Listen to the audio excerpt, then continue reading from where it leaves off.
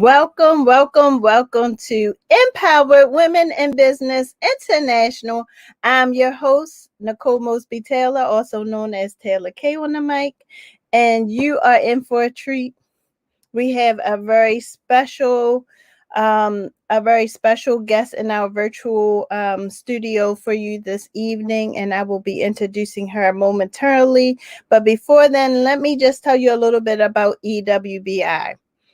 So, we serve a sisterhood of women entrepreneurs who understand that individually you can do great things, but collectively we can forever change the world. Members of our movement experience a support system that allows them to celebrate their wins and share their struggles in a series of opportunities that enhance them personally and professionally. If that sounds like an organization that you would like to be a part of, visit our website at www.ewbiradio.org. Our quote of the day. So, our quote of the day is "The first wealth is health" by Ralph Emerson. The first wealth is health by Ralph Ellerson. And that really speaks to me because, most people, when you hear wealth, you think of what? Money. But wealth is so much more than just money. It is our health. And it just reminds me of when you're on that airplane and the stewardess tells you that in order for you to help the next person, you had to take care of yourself first, right? So even though that thing may drop and you want to put it on your child first, we understand that we have to put it on ourselves first so that we can be a help for our child or senior or whoever that is that we want to help. Same thing with our with our health, is that we have to take care of ourselves in order for us to be any good for anyone else. So, with that being said, I'm going to bring our guest on, and you'll understand why I chose that quote for today. So, we are going to bring to the stage none other than Miss Kimberly Ellis. She is the chef and owner of Breaking Bread, Breaking Bread Nation. Welcome. Hi, thanks for having me. I felt like I should have had a drum roll going on, I like. was waiting to hear it. I was like, okay, the way you gave the introduction, the lead up, I was waiting. Drum roll. That's all. Oh, good, good, good. Well, welcome, welcome, welcome. So, Kim, we have you all to ourselves for a whole hour. Yeah. So, we're going to start off with just telling us who is Kim. Who is Kim? We're not going to get into the restaurant yet. I just want them to know this amazing woman, Kimberly Ellis. Well, I am like everybody else. I'm a wife. I'm a mother. I'm a sister. I'm a daughter. I'm a friend. Um, I am an elder. And all of those roles, have job descriptions. And if I claim or align myself with them, then I feel like, I should adhere to the job description. So um, for me, I just, I want to do good. I want to, when I meet people, I want them to leave better than when they arrived. And I just think overall, it doesn't cost a lot to have a kind word for somebody. It doesn't, take anything from you to extend yourself to just be kind or generous. So, I mean, I don't know. I don't know how to. I don't, Nicole. Darn you! I don't know. I don't know. Let me tell you guys. So this woman is so humble. She's so humble. She always, her description. Wife. She is a powerhouse in her own right. I wasn't Let going. me tell you. The first time I ever heard her speak in public, I was like, "Is this the same person?" So she could be your motivational speaker. What you need her to be? That's what she is. I think we all do that. You do the same thing. I think we all, we do what we need to do when we need to do it. I think that's showing up is half the battle. So, yeah. Well, you definitely do show up, and we definitely do appreciate you. Right. So, with that being said, and knowing that you wear all these other hats, then the other hat that you wear is chef and owner of Breaking Bread. So, Yeah. tell us a little bit. How did that even come into play? How did you know that this was your destiny? This is what you were supposed to be doing. Well, I always cooked. It wasn't. I have a really close personal relationship with food. Like I like it a lot. Um, I do. Like, And let me just say this: I like your food a lot too. oh, thank you. No, you know what? I really, really like it. I'm gonna tell you a joke before I tell you anything else. So my son turned 24, and we went. I rented a house, and we all left to go hang out. And I went and bought these little cakes so I could cook them with my granddaughters for him. And so they were like cheap little cakes, but I was so mad when I made them. Like everybody was getting on my nerves. And so the cake came out horrible. And my daughter said, "See, you see what happened when you don't make it with love? You see what happened?" I was like, oh my God, it was so true. But I've always loved food. Like it cooking wasn't a chore for me. Like I grew up, I'm a Baltimore girl. I like to say I'm an oxymoron because I grew up as well in the military. My dad was Air Force, so I had the privilege of traveling the world and seeing different environments and seeing different, you know, things and people, which is a privilege. Um, but we can talk about that aspect later. But one of the things growing up here, my grandparents always fished and farmed and crabbed, and so that was always just who we were. We had dinner together every night. Saturday mornings, you wake up to gospel music and you cleaning the baseboards. But my grandmother's in there, making tomato gravy and, fried catfish and grits for breakfast. So our food is always, I don't know, like it is what it is. But I wind up um, having the opportunity transitioning from healthcare to really do something different. And it was really, I want to say divine intervention. I'm one of those people Mhm. that, I may want to do something different, but if I'm comfortable, it's hard to really move. And so I find that at the most times for most things that are major for me, God has always intervened and created a space where that transition had to happen organically. And if I were ever going to do it, I could choose to, stay or jump at that time. But it's kind of like, when you see what is it, the trapeze where they go close together and you have that Uh-huh. opportunity to grab onto the next one, or you just go back to your base. And when he allowed my trapeze to go forward, I grabbed the next rung and kept And it just moving. kept on moving. Yeah. Mm, isn't that amazing? How many Oh, times do we hear the call of God and you mean us, God, like right now, and try to shy away from it, but you took it by the horns and went full throttle. So that's amazing. So you took it by the throttle, and then that brought you to Breaking Bread Nation. yes. So, Well, first you were in no, first you started in farmers markets, right? yeah. So initially, full circle, I had done reentry for 25 years. I was considered an expert in reentry for the state of Maryland for about 25 years. And then I transitioned to healthcare and I was working C suite healthcare for, I want to say about 5 to 7 years. And during that time, it was, I had lost one of my best friends since I was in high school, since I was 14 to breast cancer and wound up transitioning her. My husband at the time was getting sick and it was just, I don't know, like I was ready. And so when everything transitioned for me, I got sick. And in my recovery, I was just like, I'm never going back. I don't want to do what I didn't love to do. And that was something that I had always told my clients when I was teaching in nonprofit. And reentry was that there at any point you should stop what you're doing just to make money and find out what you can do that you really, really enjoy and find a way Mm, to monetize that. And that would be anything across the board. Like for me, there's nothing off limits. Like there's nothing I can't do. If anybody else can do it, then I can do it. If I, am willing to dedicate my time and energy to it and focus. And so from my hospital bed, literally we made Breaking Bread. I wrote it on a dry erase board. I wrote Breaking Bread, June 1st. A dream is a goal with a deadline and a plan.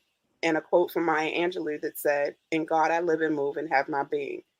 And that was really the start of it. I called friends of mine who were still working at Care First because I had transitioned over to AmeriHealth in DC. And so the people that I knew in Care First who were here, I would call and be like, well, I'm doing dinners on Friday. And if you give me 10 orders, I give you yours free. And so they hustle, the 10 people would be like, she could cook. But even that's scary because, it's always, food's always great when it's free, but you put a price tag on it, be like, I don't know what she's thinking. It ain't that good. So, you never want to put yourself out there. And for me, when I cook for people, I'm giving you a part of myself, like literally. Like I'm very anxious about how it's received. I'm very concerned about, if it will be received as I'm trying to deliver it. And so for me, it materialized where my son had graduated with his trade in culinary school, and right when we were opening the restaurant. And so we went from farmers markets and food festivals to needing to get a building because we were getting catering jobs. And it just took off. It really, I can't say enough about how this is really nothing but providence and God. Like, don't look at me. Look at what God's done for me and know that he can do it for you. Like, this has nothing to do with me. I'm just the vessel in which he uses so that I can tell other people who come from where I come from, who, bootstrap themselves and, who come from marginalized situations, who come from the inner city, who come from, places where they don't think we can ascend to those levels. Like, if you put in the work, God does the rest. I mean, at least that's been the case for me. So, yeah. Well, recently we've all been facing this COVID situation, right? Mm-hmm. And that was one of the reasons why I had you on, because a lot of places had to actually physically close down because of COVID. Everything from the funding of stimulus and the funding of stimulus and unemployment. So I guess my question number one is, did you find it difficult to find and maintain staff? And the second part of that was, how did you make it through this COVID period? So we are a family restaurant to start. Most of my staff has been with me since we were doing farmers markets and food festivals. So we are all family, blood or not blood. And so when COVID hit, it really just reinforces. It's kind of like when people talk about money. If you get a large sum of money, it just enhances your real personality. So COVID allowed people to really show what they were about. And so for us, we were able to, get closer together. We created a pod where, our staff wasn't taking public transportation. We were picking each other up, making sure everybody went to a shift together, and then we take the next shift home, so on and so forth. We would buy 40 pounds of chicken, but we're not selling 40 pounds of chicken because of the pandemic. So we're allowing our staff to shop groceries. You take a couple pounds of potatoes and a couple pounds of chicken home. So your peoples can cook for you. You have food. You don't have to worry about, money, because our staff, even with being a full service restaurant, we weren't getting tips from outside because it wasn't allowed to have sit-in dining. So, that was a huge component. We maintained everybody's salary. I didn't take a salary. But we did maintain salary for everyone. We didn't let anyone go for issues of the pandemic. With regard to funding for us, I mean, we're like most small businesses. We didn't get, the big money. We were actually denied initially. And so for the second round of the second offering of the first round of the PPP, I think we were in line to get like 50 and they gave us 12. And so, like, after what can you do with 12 and you have a whole staff? And We made it work. Look, 7 fishes. What was it? And 2 loaves of bread. How about that? Look, Come you on now. ain't no secret what God can do. I swear. I cannot tell you how we are where we are given what's happened. Like, just to see restaurants that I would go to historically that are no longer here, to see people who opened after we opened who are no longer here. And that really, that's just, I think that's the fruit of our labor. I think that, our customers and our guests, or, however you want to, call that demographic, really invested in us the way we invested in them. Like, we had people who were calling regularly for takeout and dine in. And to be honest, I never like quarantined because the restaurant was allowed to stay open. So as long as I could stay open, we stayed open. But we were able to do food donations to, hospitals and firehouses. And it was funny because everybody was talking about doctors and nurses, and we gave the shock trauma doctors, we gave the shock trauma nurses, but I went in and we donated to the custodial services. Yes. Because those Thank people you. are the ones, nobody thinks about them, but that Right. to me is the highest level of service in a hospital. That person goes and they do the most for the least. Mm-hmm. And that to me is appreciated. So, we wanted to make sure that they were taken care of. And then people would call and be like, I want to donate meals. And it just really allowed us to service a need and still be able to have a business. I mean, it's not, I guess, good business sense to say what our mission is, but we're mission over money every single day. Every single day. Money comes and goes, but there's no way in hell I would let a kid be hungry. I would let, some old person not have anything to eat, or when we have a restaurant full of food. Like, that just made no sense. So, yeah, I mean, it was interesting, the dynamics to watch, who got money, who didn't get money. But at the end of the day, we still went in every day. We did what we could with what we had, and we're blessed to still be here. I truly believe that it that to be a blessing. What do I always say? It is a blessing to be a blessing. Ain't it though? And so your blessings come from you being a blessing. And because you were doing it not for any kind of selfish type of reward, but rather to help the people, I truly believe that that's why your doors are still open. Yeah, So. we got us a commendation, a Mayor's Recognition Award for the business for 2020 for our contributions during COVID. But we think we've given out over 40 plus thousand meals. Wow. Since COVID. And it's good. Like, we go to one location and the lady called and said her son doesn't eat anything. She said, every meal you bring, he eats. She was like, would you just be able to do like a meal plan for me? Listen. Yeah, like when I see these people lined up and I know those are my people. Like, I'm a person who lives by moral obligation. I'm morally obligated to help somebody who doesn't have what I have if I'm in a position to do so. And so just to know that these people are getting, like, our meals are made fresh. We do like chicken cacciatore. We do stuffed chicken with string beans, chipotle rice bowls, and we make everything fresh in-house. We're not processing a bunch of stuff. We're not fabricating a bunch of stuff. Everything we make, we get in, we butcher in-house. We break it down, we process it, and we make it, and we serve it. And I don't know. I'm thankful for that opportunity. Honestly, I'm not just saying that. She didn't pay me to say this, y'all, but when I tell you that breaking bread food is everything, and my husband is one of those picky eaters, and he is one of those people that he'll go to the restaurant and bring the food home and he has to doctor it up. But when I tell you, when I get breaking bread food, whew, it's on and popping. It's definitely made with love. Say that again. Food Network did say we number one.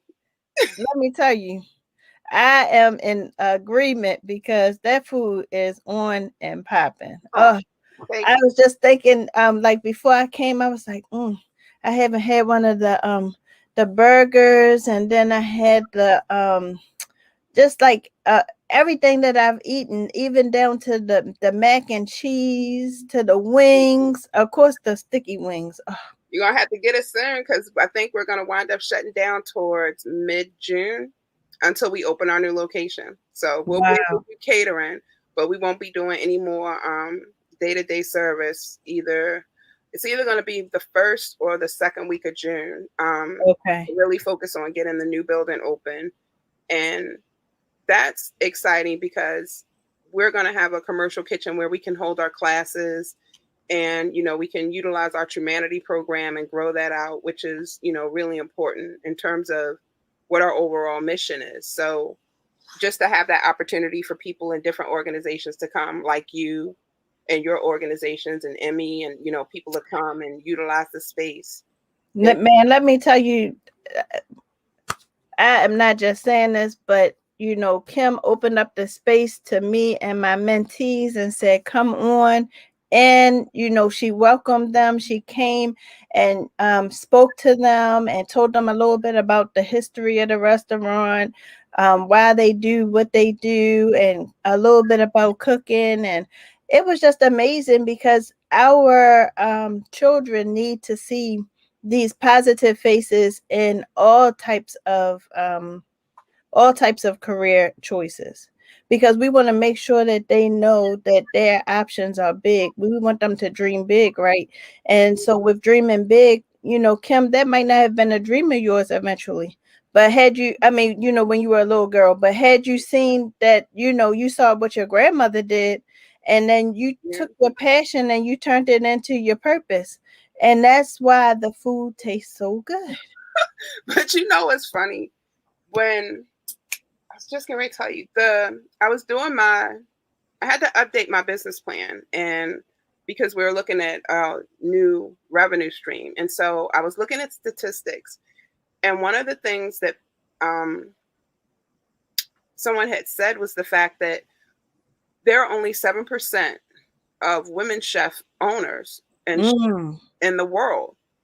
And I was like, what? And I'm like, okay. And then less than, I believe, 4% of them are minority.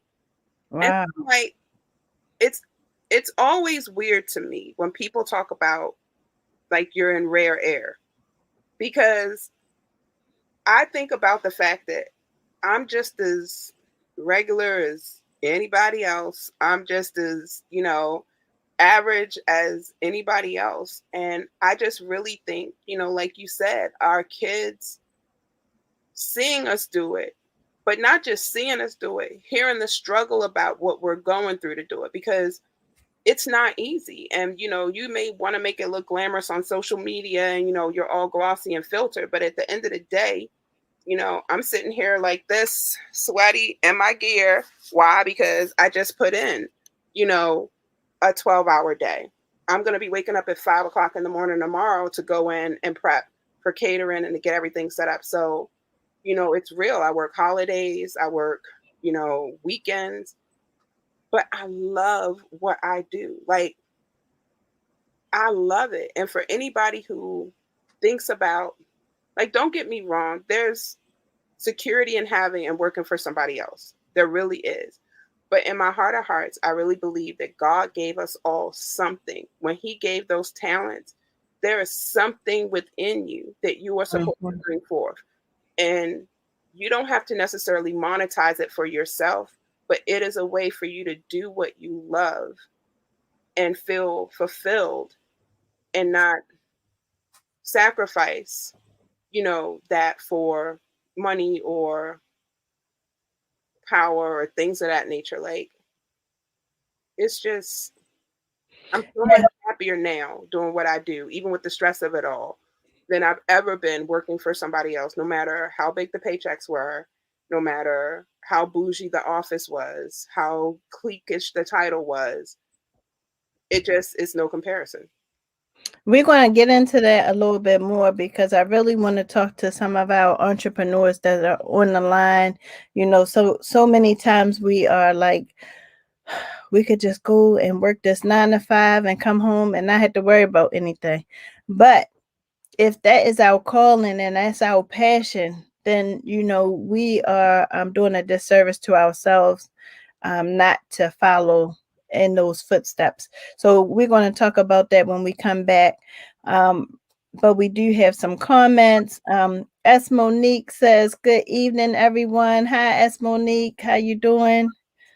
Daryl says, "Yes, live and work in your purpose." Yes, I feel like we should be clapping to that one. And Nicole Bennett Jones says, "Praise God." All Yeah. day, every day. Yes. She also said God will have favor when you bless others. Yes, that is so true. I can say that for sure. And Destiny says, "Yes, those sticky What's wings." up, Niecy Pooh? Oh, so listen, I was thinking about what you said about health is wealth. And I went to Philly and saw this thing by Benjamin Franklin, and it said, "Health is not for those who have it, but for those who use it." And I think about how hard we work and how hard we struggle. And the whole concept is that we're built for this. We're built for the ruggedness, the sacrifices, and everything. But that is not what we were built for. Like, even when you talk about Proverbs and the virtuous woman, she got a lot of stuff on her plate, but there's also a place for her, to rest. And so when people talk about, leaving their jobs and stuff like this, like, I am dead set on letting people know, yes, if you take one step, God will take two. But you got to give God something to magnify and manifest. You can't just say, oh, I want to do this, or, oh, I think I'm good at that. Like, really pray about it. Be really, mindful in your, and, put it out there, because sometimes, and this is something that could have been terrible, like it would have destroyed my business. We tried for a number of years to buy the property that we were in Washington Boulevard, and it had a slew of problems. And the landlord was unbearable. He was terrible. And I remember praying about, getting the building, and then you get, kind of shady lenders who, well, if you do this, we can get that. And so you could get it, but you kind of like selling your soul for it. And I remember like it getting to the end of last year when our lease was up, and I'm like, yeah, I'm not going to do that.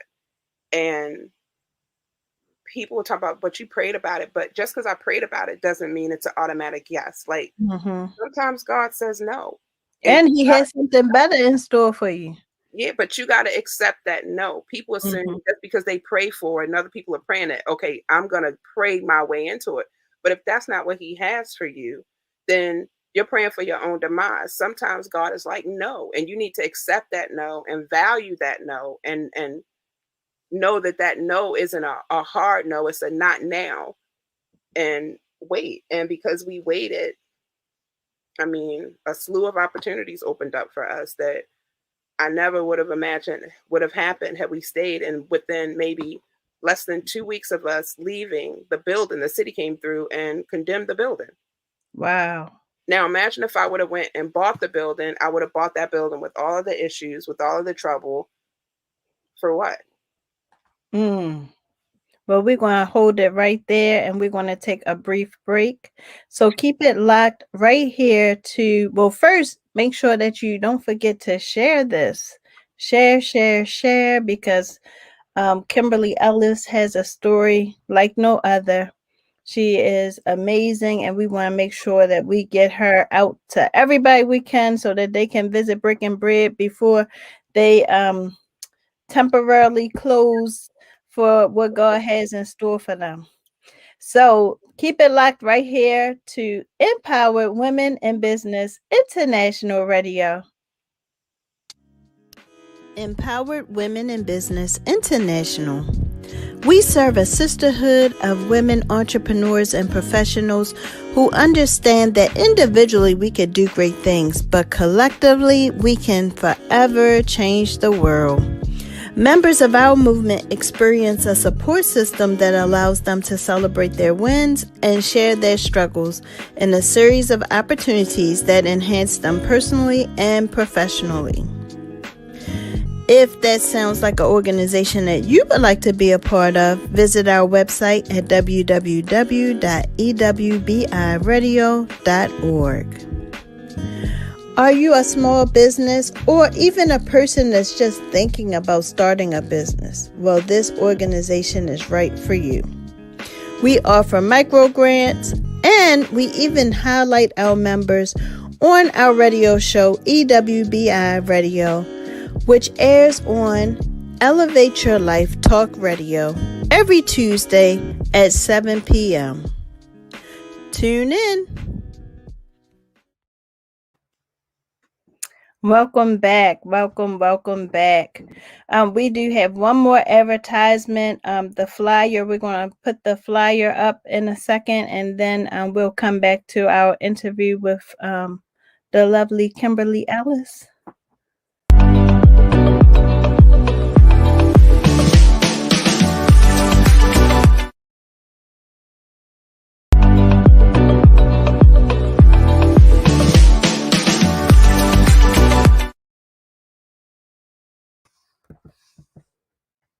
Welcome back. Let's see if we are able to get that flyer up. If not, I can just tell you a little bit about the flyer. And let's see if I can just pull that flyer right on up. So one of our members, Nicole Bennett Jones, I think I said that backwards, is hosting a fundraiser for she's hosting a fundraiser for overseas and an organization in particular. And so she's collecting money for, oh, there we go, Lamb Legacy Charity Drive. So Nicole Jones is collecting money to help support this organization. They will be sending a large amount of chemical-free sanitary napkins over to women in, does it say it on here? I believe it's Africa. I'll just get clarification. If Nicole, if you're listening, just put the link in our comment section and tell them where the donations are going to be going. But this is a collaboration with Nicole Jones and the missionary Loretta Jackson with Lamb Legacy Charity Drive, and they are collecting funds to send chemical-free sanitary napkins overseas. She did share with me that with these chemical-free sanitary napkins, it will really bless the people that they're going to, because they have been using, sometimes they don't go to work or school because they don't have the proper tools. They've been using things like leaves and other things that shouldn't be in those areas. So we want to make sure that we help to bless them so that they can use these chemical-free sanitary napkins. We do have another comment. Damon says, Belmont Elementary produces superstars, and I need the best turkey burger in town. Sure we do. So, Kim, back to you. So we were just talking a little bit about how tough it is to be an entrepreneur. There is a silver lining, but it takes some work to get to being able to be a entrepreneur. And like you said, God gave you the vision, but you had to put in the work to get there. Definitely. And I think, say that again. I said definitely. And I think some people see entrepreneurship as, oh, well, I get to clock in when I want and clock out when I want. And they see the good side, but we understand that along with that entrepreneurship, comes the hard work. What would you tell to those, the ones looking and saying, I just want to be able to clock in when I want and clock out when I want? Well, I know I didn't want to clock in at 5 o'clock this morning, just like I'm not going to want to clock in at 5 o'clock tomorrow morning. However, I work at the liberty of my customer, so I have no choice but to do what needs to be done.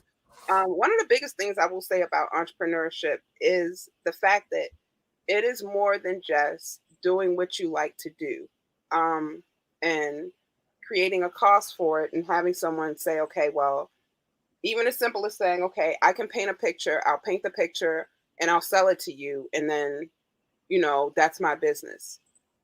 It's really about, you know, the numbers and like, learning to work on your business and not necessarily in your business. And so for most entrepreneurs, because we don't come from a background of business per se, we come from a position of passion and knowing we want to do something or having a desire to do something. But, the devil is in the details. You need to know about branding and marketing and taxes and requirements. And those aren't things that are necessarily told to you or given to you. I will say that when we started, um, the Main Street Association was one who was supposed to support, businesses on the boulevard. And we were getting repeated, um, like health department inspections.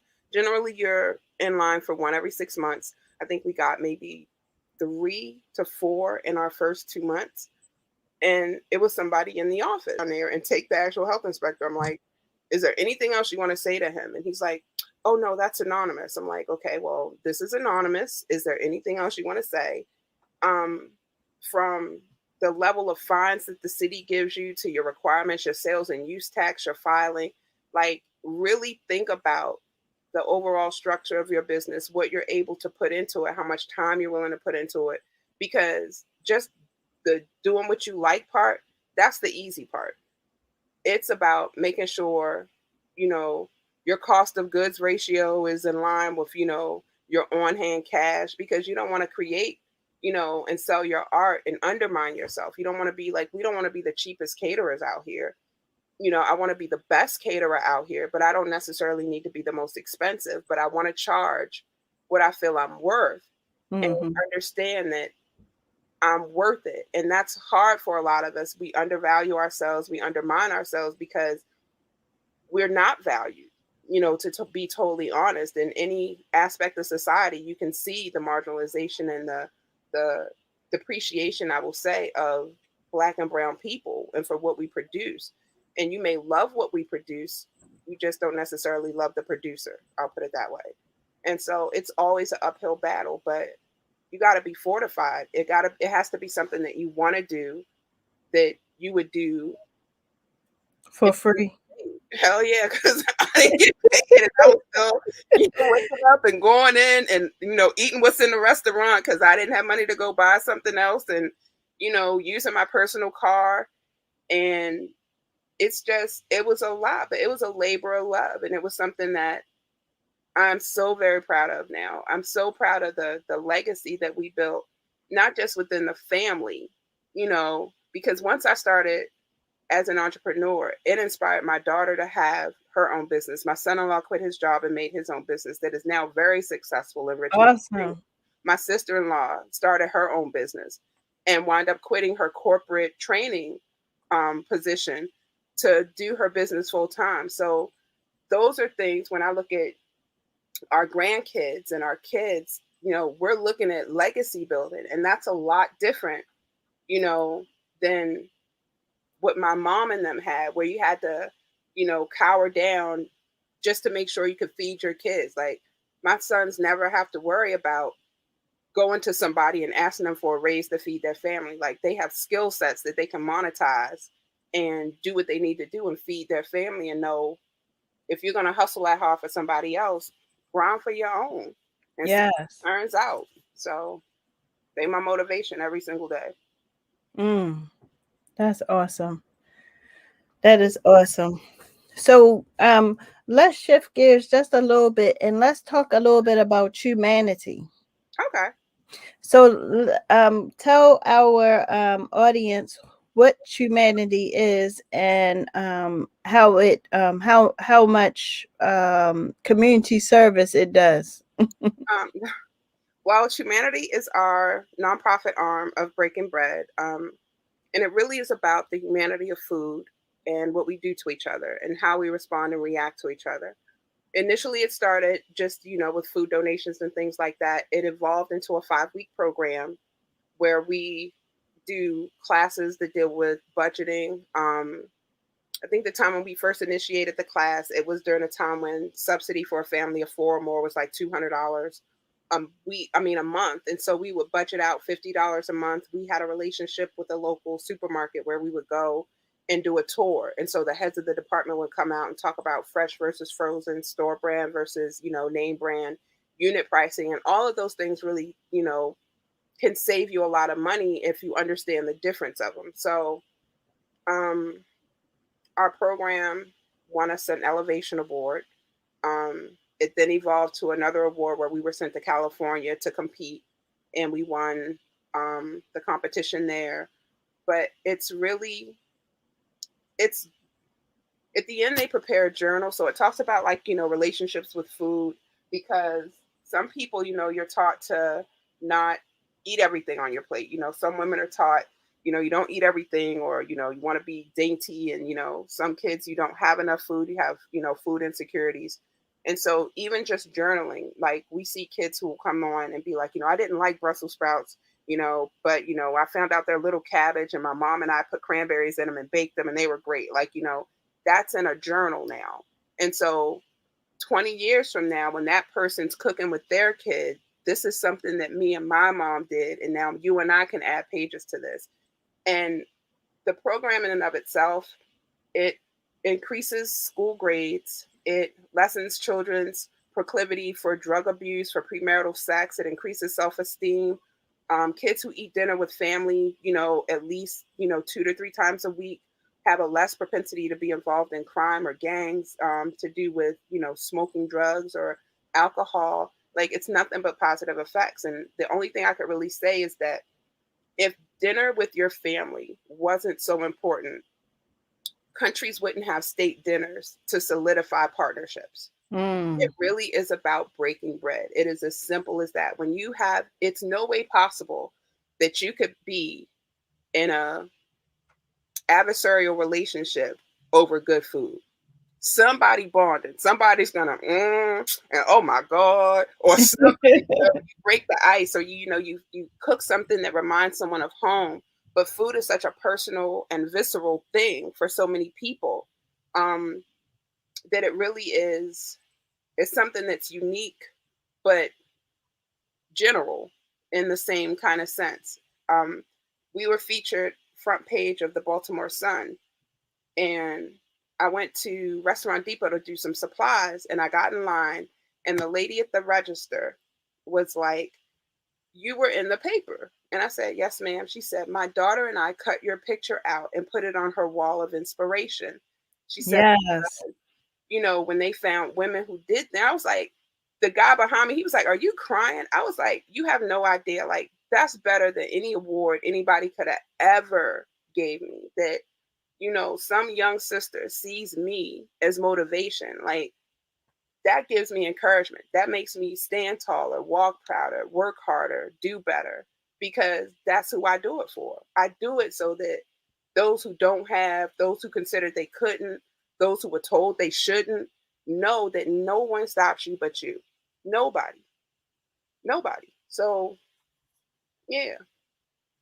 Mm. Yeah. Like, you've seen it done. Like, people open up restaurants all the time. I tell people all the time, you've seen it done. You've just never seen it done like this. That's all it I is. know that's right. We That's need the only thing. the little snap, this little snap clack behind that. You seen it done, but you haven't seen it done like this. Yeah. And now So it's so many other entrepreneurs out here. Like, I feel so fortified seeing so many, like, you've always done it. You've always been, really civic minded, community oriented, you know, you work hard for your family. Like, it's nothing but, like, I'm not an isolated thing. And it just amazes me. Like, we get a lot of shine and I'm appreciative of it, but, like, yo, I'm like, it's so many other people out here that just blaze a trail that makes me so proud to be in the midst. Like, I feel like we're in a renaissance of sorts where we're able to really do for ourselves and do good for ourselves, not just, perpetuate the myth of a black business being, negative and this and that. No, like Black business is a badge of pride. Like you come in here, this is how we do respect. Like, yeah, you like it like this? Yeah, this is Black business. You like Yeah. food? Yeah, this is Black food. That's what I want people to understand because we go to every other area and we're, you know, we do what we have to do. We sit, we enjoy whatever, but we create a space for us. And humanity is really about building consensus and building relationships and growing people through food. Mm-hmm. Mm. I like it. I like it a lot. I trademarked it. I know that's right. I know that's right. So, back to Kimberly, Oh God. because you wear so many hats, you know, chef, mom, wife. Oh my goodness, so many hats. Eastern Star sister. Yes. I mean, so many hats. Um, what do you do for your downtime? What does your self-care look like? You know what? I was just talking about that. So at the first of the year, I had made a commitment that I would look at every day as a new year. Um, being that, generally you make a New Year's resolution and by like the third or fourth month, it's just like, fuck, I'm tired. Like it's not working. I didn't do it for the past 3 weeks, so I'm not doing it anymore. But I really try to look at each day as a new year where I'm just as motivated and I'm just as eager to, fulfill my goals. I generally try to find something within that day that makes me happy. It's not something that, I try to plan out for months, I'm going to take this or I'm going to do that. Like, I may get a massage once a month. Um, but during the course of a day, I may take a walk, for 30 minutes and just really walking, especially like in the parks and stuff, does something for me because it really allows you to see how small you are in the grand Mhm. scheme of things. Like, I'm under this big sky and these trees and all this water, and I'm like the size of an ant if you're looking at me from the sky. So it's not that bad. Or I really like good food. So I may treat myself to a good meal, but it's little things. I like bubble gum. So I'll go find, go to a good candy store and get me some really good bubble gum. But it's just little things that I think fortify us because tomorrow's not promised. Don't wait, my 50th birthday is in September and I, want to plan something, but I don't want to wait that long to celebrate myself because that's not promised to me. Today was given to me and this is the Come only on now. I have. And so I'm going to find some way to be grateful and glad and, you know, just even if it's a nice cocktail. Cheers, 5 o'clock somewhere. Thank you. The ability to do that. Sometimes cut out early, 2 o'clock, Mhm. leave and let it worry about itself tomorrow. But yeah, I think it's the little blessings are what helped me get through. Mm. So what okay, so what is the what was the last book that you read? Hmm. The last, I want to say Beloved by Michelle Obama. Mm. And I actually had to listen to the rest of our audiobook, so that's full disclosure. Um, yeah, so I did the Goldman Sachs program last year, and so that took up a lot of time. That was a lot of studying. Um, but really, like most of the stuff I'm into now is really just about um, business and Mhm. people like me. Like I like, the old romance and Eric Jerome Dickey just as much as anybody else. But now I'm a lot more into things that are inspirational and motivating because I don't have that much time. And so Right. being able to just, get some snippets here and there and feel encouraged is always great. Awesome. Awesome. Awesome. Man, so Kim, our hour is just steeping I past could not so believe fast. that. And I was like, oh my God, it's an hour. I don't have nothing to say for an hour.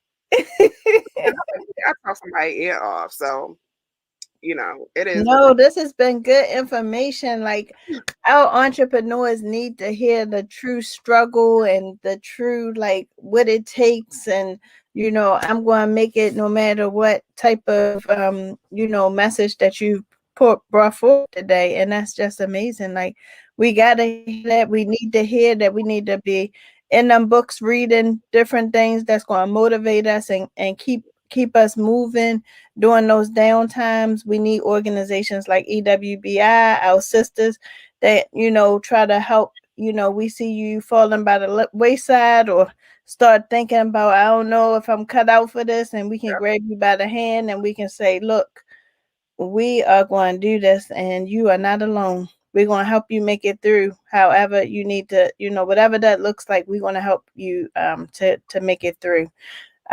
So it's important for us to have these messages. It's important for us to have these different media outlets also, and that's why we highlight different business owners. We highlight different business owners because we want them to for people to, number one, be able to see them. Like you said, in the grand scheme of things, we're like that little tiny ant. And so everybody, doesn't know what each person is doing. So our mission is to highlight that person, in hopes that we will bring you additional support with whatever that looks like, whether it's more customers or whether it's somebody that says, I want to volunteer for humanity, whatever that looks like. We want to bring it to you, and we use our platform to do so. So we Well, thank you. I'm sorry to cut you off, but I do want to just say, if people have questions, like, reach out to entrepreneurs. Like, people think, like, I wouldn't advise coming into the restaurant to ask me about my business at noon, because, like, that's my rush time. But, like, we are so willing, just collectively. Like, anytime I've had questions, like, we really are receptive. We want to share. It's never been, I'm not going to tell you my trade secret because I'm threatened. Like, what's for me is for me, period, hands down, the end. And so we all collectively are better when everybody around us is better. And so if you're going to represent and be a Black business, I want you to be successful. I want to patronize you, not because you are a Black business, but because you are a great business. And so as entrepreneurs, look for ways to really hone your craft. Like, if you're going to do it, take your time, research it, hone it, so that when you start and when God starts blessing you, you're not running around looking for buckets. Like, you ready. You like, all right, I'm gonna catch it like a shortstop. Like, you Mhm. always, you on that bend where you're ready. Because I can only speak for myself. When God, when I made a move and he said it was good, I could not keep up with the blessings. Like, sometimes I just had to sit and laugh because it got so dark and you don't know anything. And it gets to the point where, you're scared to take a step. But it just got to the point where no matter which way I went, every time I took a step, it was firm ground. So I started to be more assured in my stroll. And no matter what I did, he always made sure that things worked out, for the good. And as long as I did my part and stayed true to who we said we were, it's been a joyous ride. It's been a blessing. It's been interesting. It's been scary. It's been it's been amazing. It's really been amazing. And like I said, y'all, you have to go try Breaking Bread. Yeah, When I before tell we you, shut down. let me tell you, we went on a retreat, and Kim was like, oh, I'm cooking the whole time.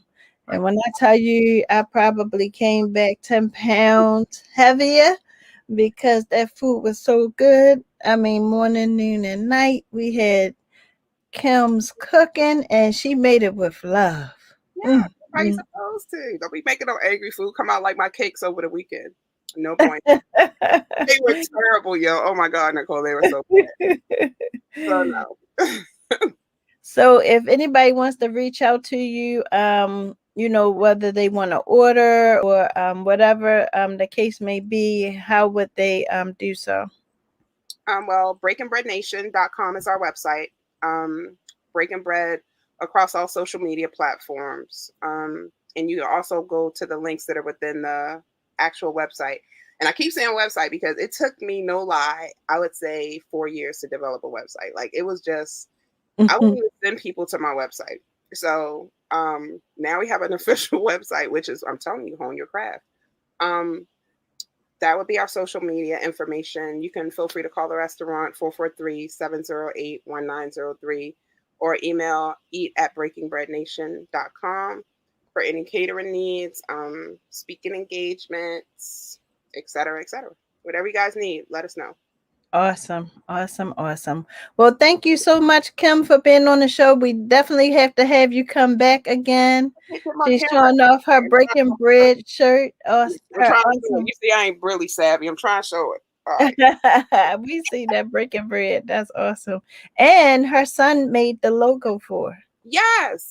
So the funny part is, I didn't know when I put fingernail polish on the fingernails. I thought it was me, but he used his brother's hand. So inside joke. I know. Well, that's what family is for. So thank you each and every one of you guys for tuning in this evening. It has truly been a pleasure to have Kim on deck with us this evening. And I just thank you all from the bottom of my heart from tuning in. Don't forget to let everybody else know that you know to tune in every Tuesday at 7 o'clock, because we have some amazing people on, and we don't have enough networks that are highlighting the positivity. We turn to TV and radio and we hear all this negative things going on in our community, but we do have a lot of positive, and EWBI, as long as I have breath, will continue to spotlight all of the positivity going on in our communities. So we have an awesome guest for you next week. So don't forget to visit, and don't forget to visit our website at www.ewbiradio.org. Check us out on social media. We're on Facebook and IG under Empowered Women in Business International. Um, don't forget to keep it locked every Tuesday right here at 7 o'clock on Empowered Women in Business International on Elevate Your Life Talk radio station. And we're going to close as we always do. Individually, we can do great things, but collectively, we can forever change the world by Nick Mosby.